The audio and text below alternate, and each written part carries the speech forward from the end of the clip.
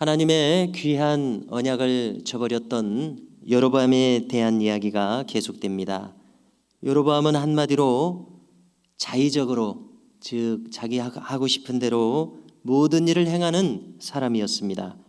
그러므로 당연히 이 여로보암의 가장 큰 특징은 그가 전혀 하나님의 말씀을 고려하지 않는다는 점입니다.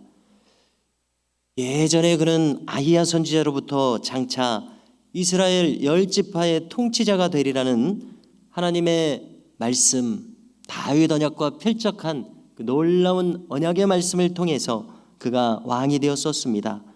그러나 그는 결국 교만이 하늘을 찌르는 사람으로서 계속해서 드러나고 있습니다. 그처럼 하나님으로부터 귀한 약속을 받았으면서도 그 이후로는 그는 전혀 하나님을 고려하지 않습니다. 하나님을 배반하여 살아가는 사람이었습니다. 그러므로 그는 처음부터 하나님은 안중에도 없었던 그러한 스스로 높아진 사람이었으리라 생각하게 됩니다. 우리가 흔히 말하는 내가복음의 사람이었습니다. 자, 우리는 누구라도 이것이 꺾여야 되겠습니다. 우리의 인생에서 한 번은 이 내가복음, 자기의 뜻대로 일관하는 이것이 꺾여야 하나님 무서운 줄 정말 아는 사람이 되며 그렇게 하나님 경외하는 마음으로 어떻게 하면 말씀에 순종하는 것이 되는지 자신을 바짝 낮추게 됩니다. 신앙인을 구분하자면은 바로 이 일이 그의 심령 가운데서 있었던 사람과 그렇지 못한 사람으로 구분됩니다. 그리고 이렇게 절대적인 순종하에 들어간 사람만이 참 신앙인이라고 생각하게 됩니다. 그렇습니다. 우리의 신앙은 하나님 아버지의 말씀이실진데 그 말씀에 순종하든지 그렇게 하지 않든지 둘 중 하나입니다. 그 중간지대는 없습니다. 어정쩡한 중간지대에 있다면 그는 여전히 불순종 가운데 있다고밖에 판단하지 않을 수 없습니다. 여기 여로보암은 역사의식도 없다는 생각이 들어집니다. 저 사울왕을 보십시오. 그는 스스로 분향하다가 사무엘의 책망을 받았었고 급기야 그 일을 계기로 해서 하나님은 사울왕을 버리기로 작정하셨었습니다. 또 우시야 왕을 떠올려 보십시오. 그는 제사장들을 무시하고 스스로 분향하다가 그의 이마에 나병이 발병하여 그는 별궁에서 그의 생애를 외로이 맞이해야 했었습니다. 여기 여로보암도 보십시오. 자신은 레위 지파도 아니면서 에브라임 지파일 뿐입니다. 제사장에게만 허락된 이 분향하는 제사장의 일을 그가 수행하고 있는 모습입니다. 그래서 그는 이처럼 억지로 무슨 일이든지 자기 뜻대로 해나가는 그러한 인물인 것을 알 수 있습니다. 이때였습니다. 지금 이 분향하는 이 모든 일들에 대해서 하나님께서는 이미 충성스러운 선지자 한 사람을 준비하셨었습니다. 오늘 본문에서 이 선지자의 이름은 그저 하나님의 사람, 이렇게 무명의 선지자로서 등장하고 있습니다. 그러나 오늘 이 장면을 볼 때에 그는 깔끔하게 오직 하나님의 명령을 충성되이 수행하는 사람으로 나타납니다. 대단히 충성스러운 이 모습이 참으로 오직 자신의 뜻으로 일관하고 있는 이 여로보암과 크게 대조되고 있습니다. 이 충성하는 마음, 천지차이의 마음임을 오늘 본문이 잘 보여주고 있습니다. 이 선지자는 첫째로 이 여로보암이 세운 베델과 단의 제단에 대해서 주의 말씀을 선포합니다. 2절에 있습니다.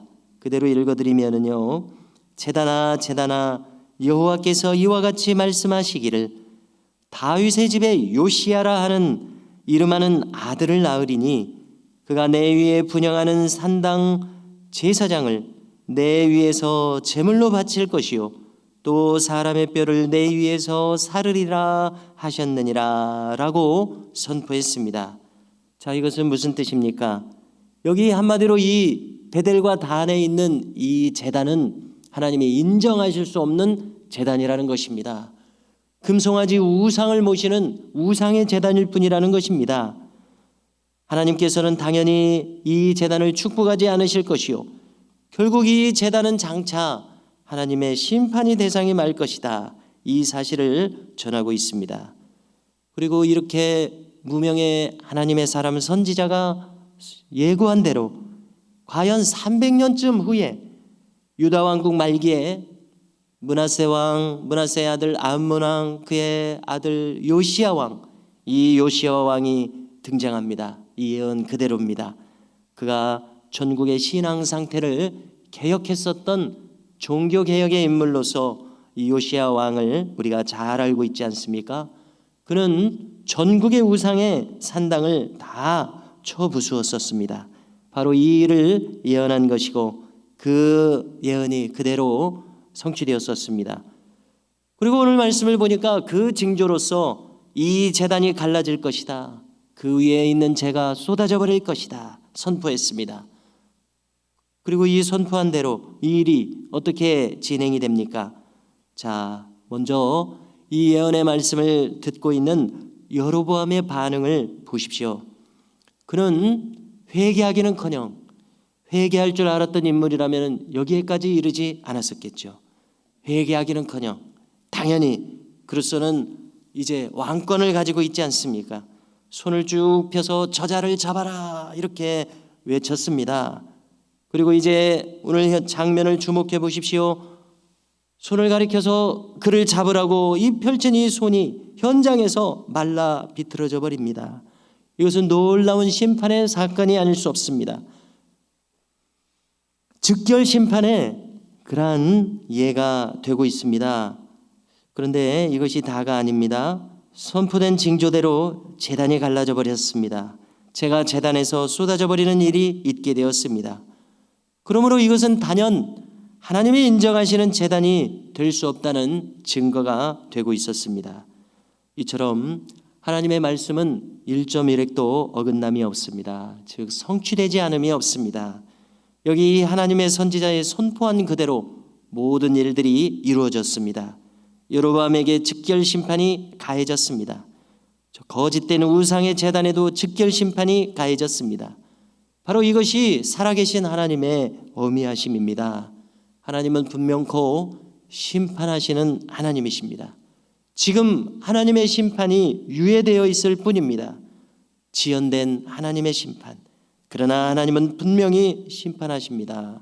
현대인들은 심판하시는 하나님상을 싫어합니다. 그러나 그렇다고 해서 부인한다고 해서 아니라고 해서 엄연히 심판하시는 하나님이 아니 계실 리가 없습니다. 인간이 부인한다고 해서 하나님의 말씀의 진리들이 없어지는 것이 아닙니다.